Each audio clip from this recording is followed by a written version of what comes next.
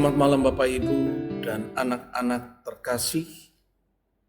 Shalom. Kembali kita berjumpa pada malam hari ini dengan Pendeta Marinus Rudolf Thomas Mainaki, Ketua Majelis Jemaat GPIB Hosiana Jakarta Pusat.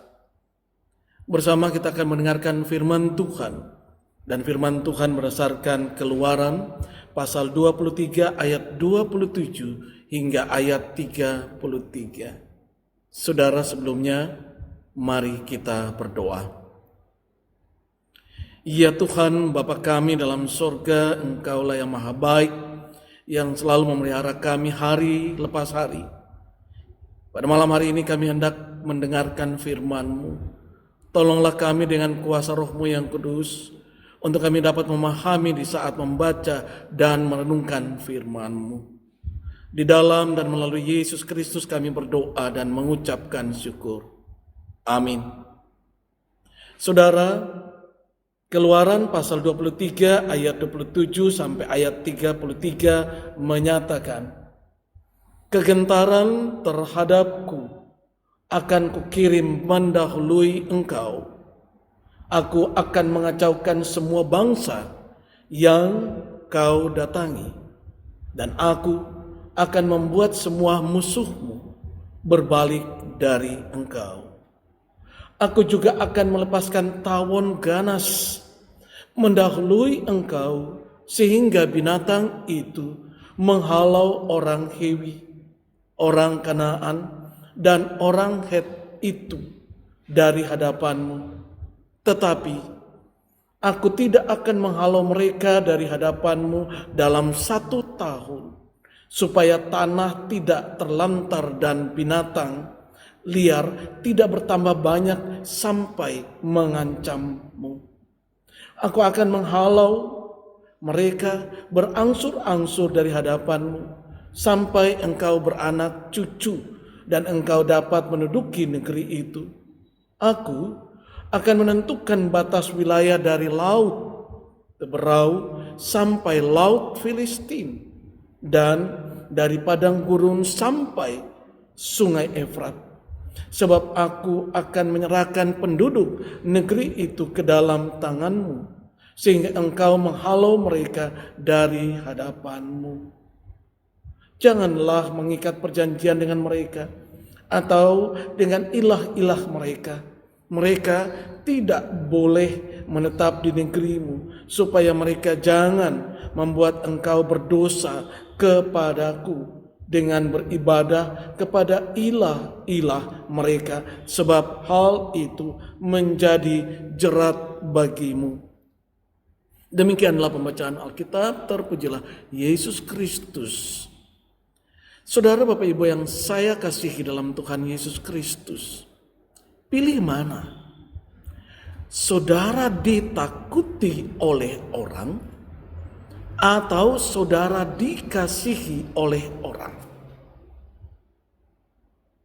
Apabila saudara memilih untuk ditakuti oleh orang, maka saudara akan menggunakan dengan berbagai cara untuk menakut-nakuti mereka, dengan kekuasaanmu, dengan mungkin juga materimu, dengan kepelbagaian hal yang ada padamu, dan engkau akan membuat mereka supaya takut, gentar. Tapi bagaimana kalau kita atau saudara lebih memilih dikasihi? Apabila saudara memilih untuk dikasihi, maka saudara akan menjadi orang yang selalu berbuat hal-hal yang berkaitan dengan kasih sayang, ketulusan, kejujuran, dengan hal-hal yang membuat orang-orang menyukai dan membuat banyak orang mengasihimu. Kau akan berupaya dengan berbagai cara supaya kasihmu itu jelas dan dirasakan, dinikmati oleh banyak orang. Saudara-saudara yang saya kasihi dalam Tuhan Yesus Kristus, Dalam hal ini, ketika bangsa Israel akan berhadapan dengan musuhnya yang begitu kuat, Tuhan tidak membuat bangsa Israel ditakuti. Tuhan tidak membuat bangsa Israel itu kuat dan membuat bangsa-bangsa itu takut, tidak. Tetapi Tuhan membuat bangsa-bangsa itu takut kepada Tuhan, Allah. Dan menurut teks ini, Tuhan membuat bangsa-bangsa sekitarnya takut karena Tuhan mengirimkan tawon yang ganas untuk menyerang mereka. Dan itulah prajurit Tuhan yang mendahului semuanya itu, menyerang bangsa-bangsa itu dan membuat bangsa-bangsa itu takut kepada Allah Tuhan. Dan bangsa-bangsa itu tahu bahwa yang mengirimkan itu adalah Allah yang disembah oleh bangsa Israel. Bangsa-bangsa itu tahu bahwa yang mengirimkan tawon ganas itu adalah Allah yang selalu diikuti perintahnya, yaitu bangsa Israel mengenal Allah, menyembahnya, dan terus memuji kemuliaan Allah. Dan Allah itulah yang menyerang dan membuat bangsa itu takut terhadap Allah. Untuk apa Allah melakukan hal itu? Supaya bangsa Israel tahu bagaimana kekuatan dan kuasa Allah itu, dan kemudian bangsa Israel mengasihi Tuhan dengan sepenuhnya, dan kemudian bangsa Israel menunjukkan kasih itu kepada seluruh bangsa dan kepada siapapun juga. Bapak, Ibu, saudara-saudara yang saya kasihi dalam Tuhan Yesus Kristus, di dalam kehidupan saudara dan saya, sebenarnya pencapaian terhadap hidup kita, kesuksesan atau apapun juga yang kita peroleh, sebenarnya Allah telah mendahului, Allah telah menyiapkan dan merintisnya terlebih dahulu. Baru kemudian kita menjalankannya. Bangsa Israel berhadapan dengan musuh-musuh yang begitu kuat.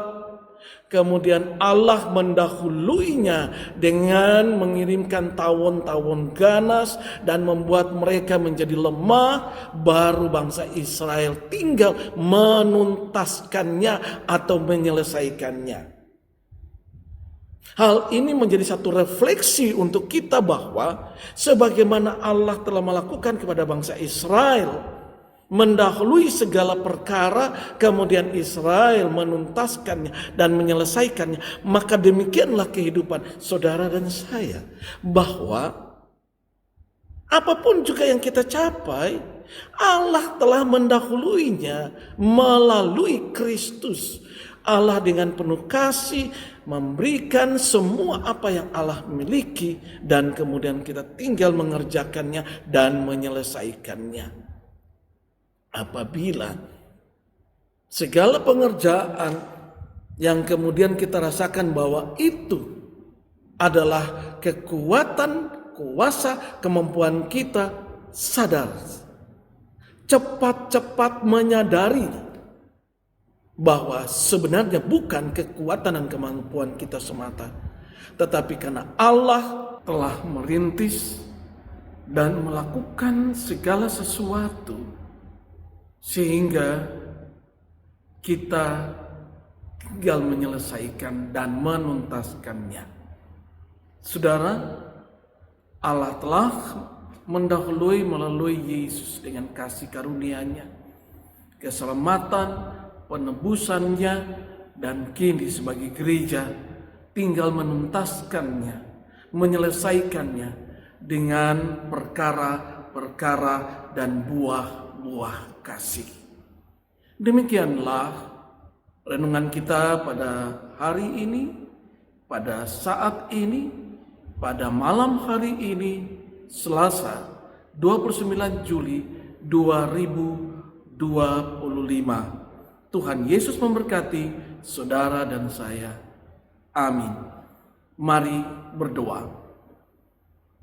Terpujilah Engkau Allah sumber kehidupan, yang sungguh baik, yang telah menata segala sesuatu mendahuluinya, sehingga kami tinggal menyelesaikannya, menuntaskannya.